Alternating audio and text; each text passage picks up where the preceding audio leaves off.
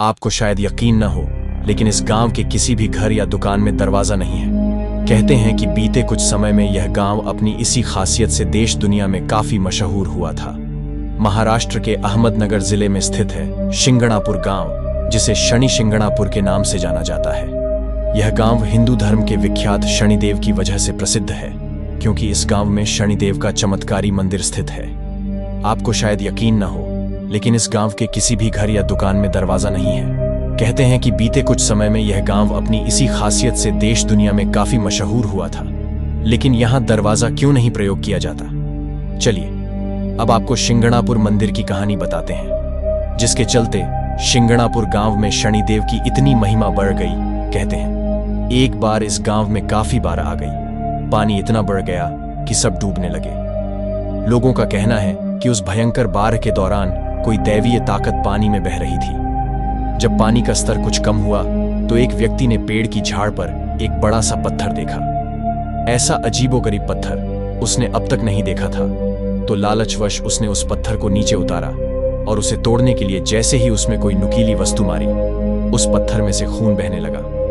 यह देखकर वह वहां से भाग खड़ा हुआ और गांव वापस लौटकर उसने सब लोगों को यह बात बताई। सभी दोबारा उस स्थान पर पहुंचे जहां वह पत्थर रखा था। सभी उसे देख भौंचक्के रह गए, लेकिन उनकी समझ में यह नहीं आ रहा था कि आखिरकार इस चमत्कारी पत्थर का क्या करें। इसलिए अंततः उन्होंने गांव वापस लौटकर अगले दिन फिर आने का फैसला किया।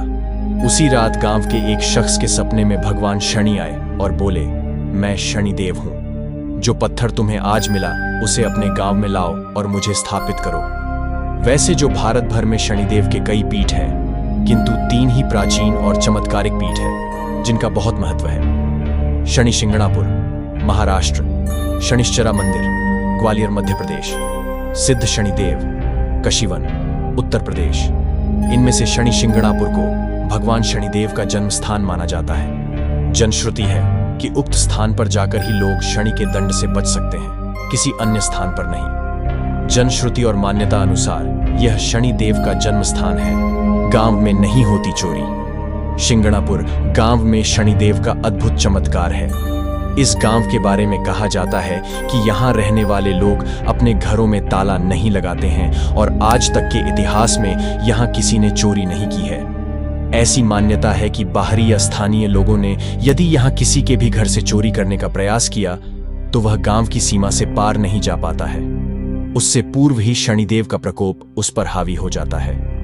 उक्त चोर को अपनी चोरी कबूल भी करना पड़ती है और शनि भगवान के समक्ष उसे माफी भी मांगना होती है, अन्यथा उसका जीवन नर्क बन जाता है। छाया पुत्र को नहीं जरूरत छाया की। यहाँ शनिदेव मूर्ति रूप में नहीं, एक काले लंबे पत्थर के रूप में विराजमान है, लेकिन यहाँ उनका को मंदिर नहीं है, न उनके ऊपर कोई छत्र है। शनि भगवान की स्वयंभू मूर्ति काले रंग की है, 5 फुट 9 इंच ऊंची व 1 फुट 6 इंच चौड़ी।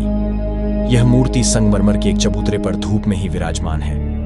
यहाँ शनिदेव अष्टप्रहर धूप हो, आंधी हो, तूफान हो या झाड़ा हो, सभी रथुओं में बिना छत्र धारण किए खड़ी रीढ़े हैं। वृक्ष है लेकिन छाया नहीं। हर शनि अमावस्या पर होता है विशेष पूजन। शनिवार के दिन आने वाली अमावस को तथा प्रत्येक शनिवार को यहाँ शनि भगवान की विशेष पूजा और अभिषेक होता है। प्रतिदिन प्रातः 4 बजे एवं सायंकाल 5 बजे यहाँ आरती होती है। शनि जयंती पर जगह जगह से प्रसिद्ध ब्राह्मणों को बुलाकर लघु रुद्राभिषेक कराया जाता है। यह कार्यक्रम प्रातः 7 से सायं 6 बजे तक चलता है। मामा भांजे साथ मिलकर करते हैं। दर्शन तो लाभ।